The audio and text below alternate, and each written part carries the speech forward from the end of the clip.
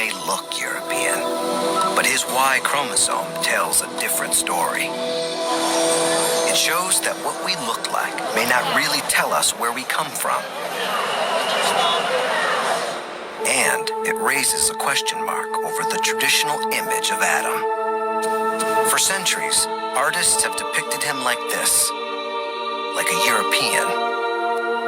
For many of us, this is Adam. Michelangelo's famous painting in the Vatican's Sistine Chapel. He looks like a beautiful Italian who spends a lot of time in the gym. Did the common ancestor of all men really look like this? The story of Jefferson suggests he could have looked very different. Finally, Wells comes face to face with the man he's been searching for. A new portrait of the common ancestor of every man today. Adam.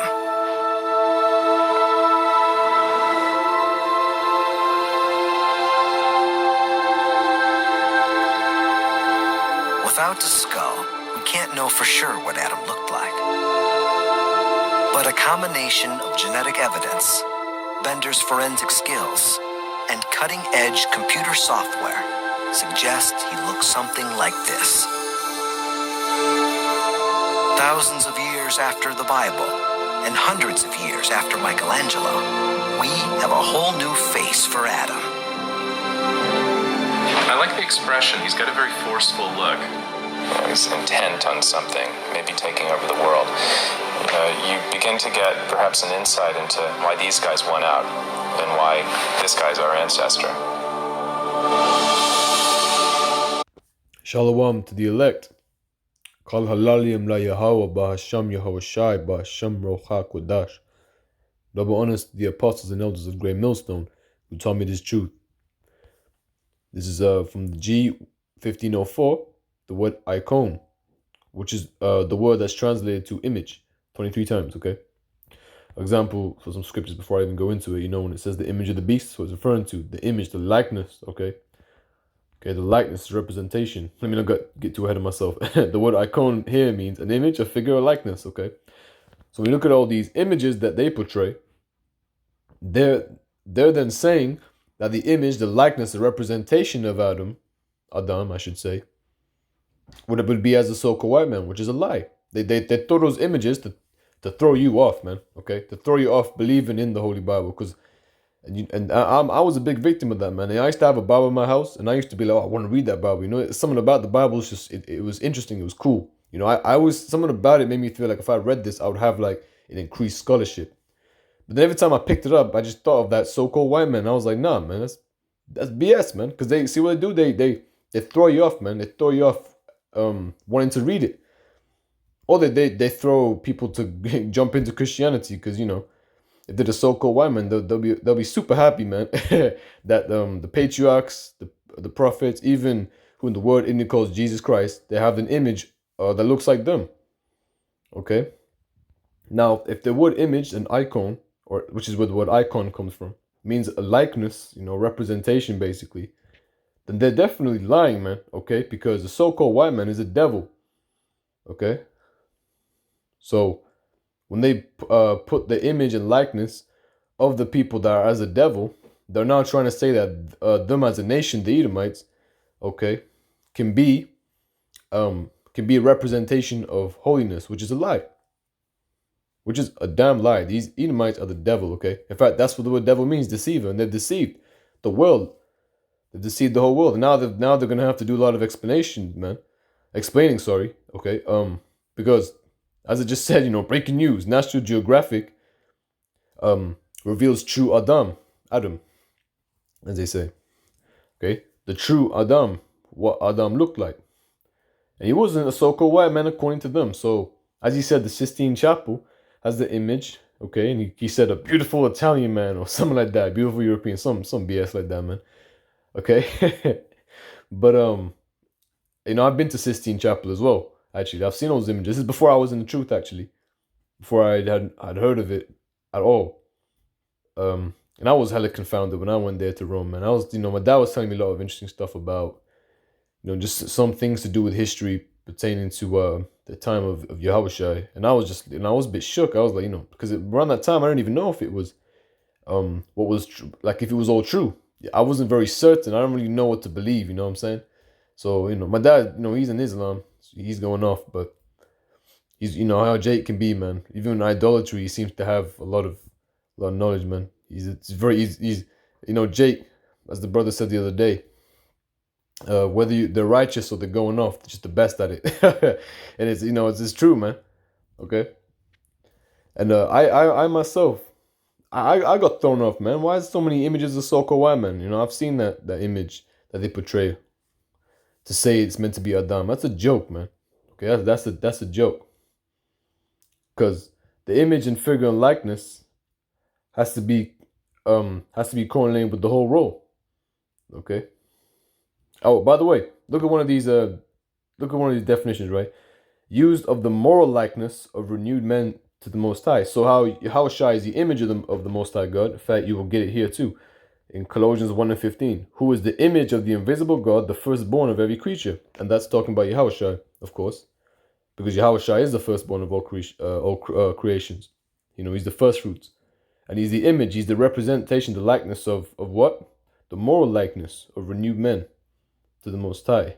Okay, well, renewed in the sense that, I'll keep it like this. He's representation of the righteousness of Yahweh. That's what Yahushua is. He's the Word of God made flesh. Now, when they portray it as a so-called white man, that's part of the deception. That's part of them being the devil, saying that the so-called white man has any representation of righteousness pertaining to the scriptures, which is a joke. Because Esau is the wicked of the Bible, man. All right. That's what Esau is, man. His heritage is going to be destroyed forever. Malachi, chapter 1 and verse, I go to straight to verse, why not just go to verse 2, man? I have loved you, saith Yahweh, yet ye say, wherein hast thou loved us? Was not Esau Jacob's brother, saith Yahweh? Yet I loved Jacob, and I hated Esau, and laid his mountains and his heritage waste for the dragons of the wilderness. I'm glad I didn't, so I was going to skip verse 3. But as it says, laid his mountains, his kingdoms, his empires, and his heritage, his inheritance, everything waste for the dragons of the wilderness. What does that mean? Okay, it's like he's acting up for some reason. Damn, what's going on? Let's try that again. Okay, you go. So I said his heritage, as I said, his possession, his property, inheritance, everything he has, man. All this BS that he's acquired from his wickedness gonna be gone, man. It's like he never even existed. And then it will be waste, shamama, which means, and the word will come from shamam, which means devastated, desert, desolate. So is his heritage, I went back. His heritage shall be a desolation. Okay. Completely desolate. Okay, so verse 4 says, whereas Edom saith, we are impoverished, but we will return and build the desolate places.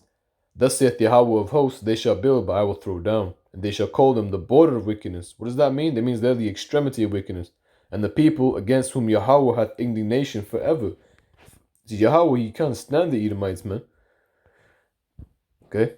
See, the word border, the word there is Gadawal, a territory, a border. Okay? The region. They're the place of wickedness, man. They're the place that their territories, their mountain is likened unto the place where people look towards. They point towards it as these are the wicked, especially us. We're the ones that really make it manifest.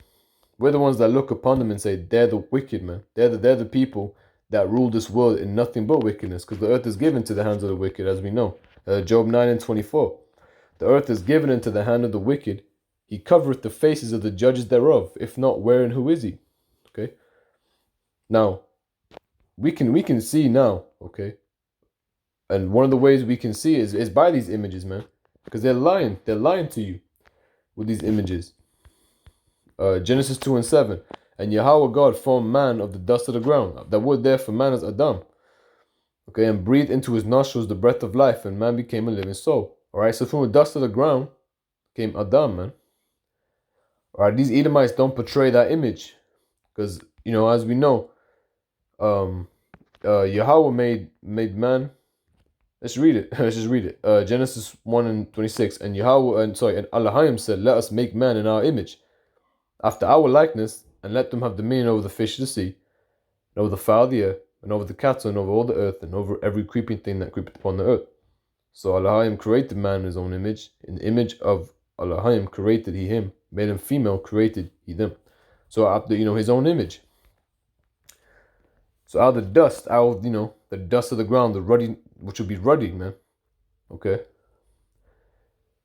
And he said he created he him, male and female created he them.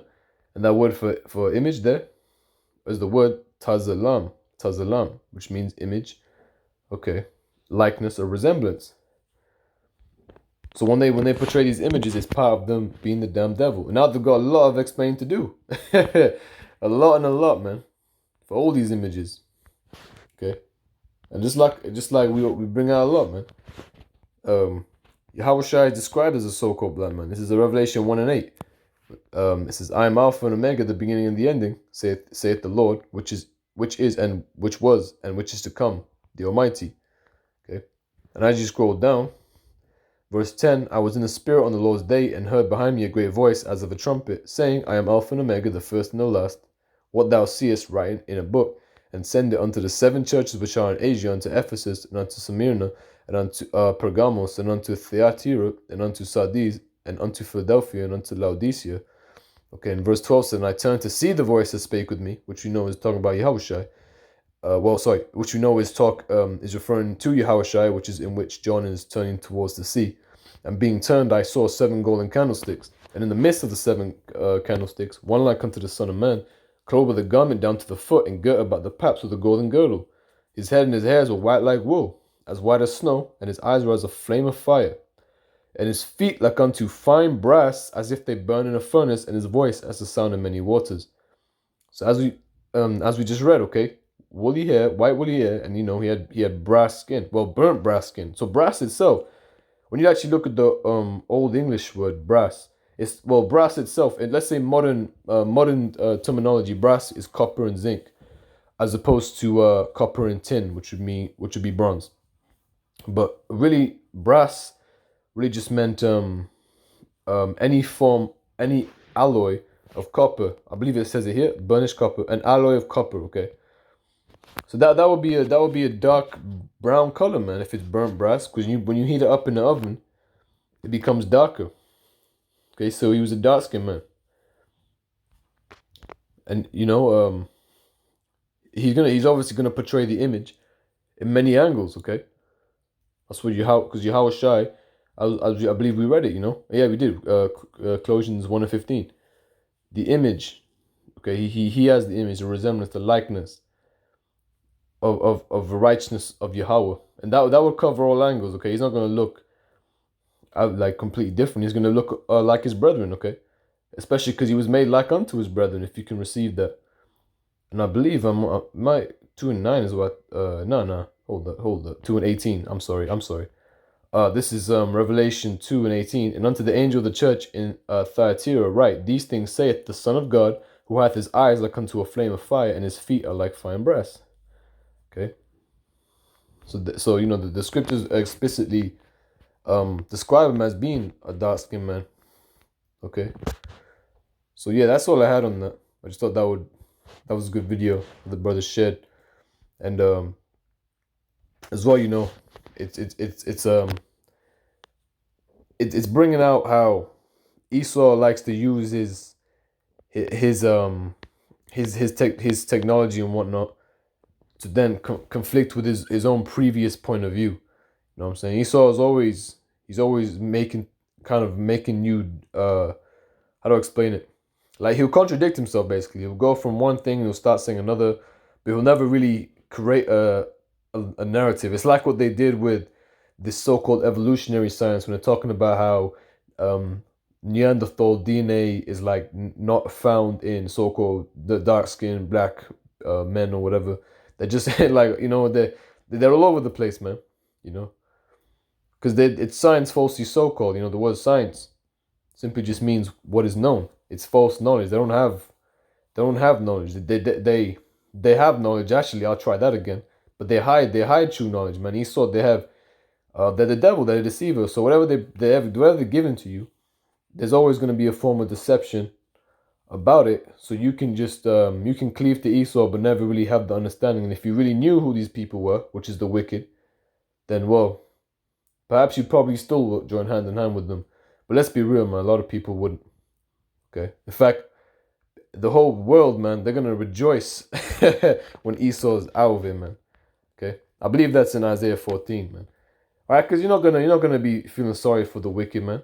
You know, everyone's gonna be at rest, as it says here. Look, Isaiah 14:7. The whole earth is at rest and is quiet. They break forth into singing. That's what's gonna happen, man. Okay, that's what's gonna happen when the there you go. Verse 5, beautiful. Yahweh hath broken the staff of the wicked and the scepter of rulers. Okay, when the scepter of the rulers, the scepter is actually referring to a staff. Okay, the word is Shabbat, which means a staff, a branch. Okay, it also goes into the tribes, by the way, a tribe, because that goes into branches. But this is referring to twofold. Really, you could use it twofold. The branches of the wicked are going to be taken down, and the actual rod, the staff, which represents third rulership. Okay, that's gonna be taken out forever, man. That's gonna be beautiful, because then the truth is going to be brought forth throughout the whole world, man. I believe there's a scripture on that too. Let me just find it real quick. I believe it's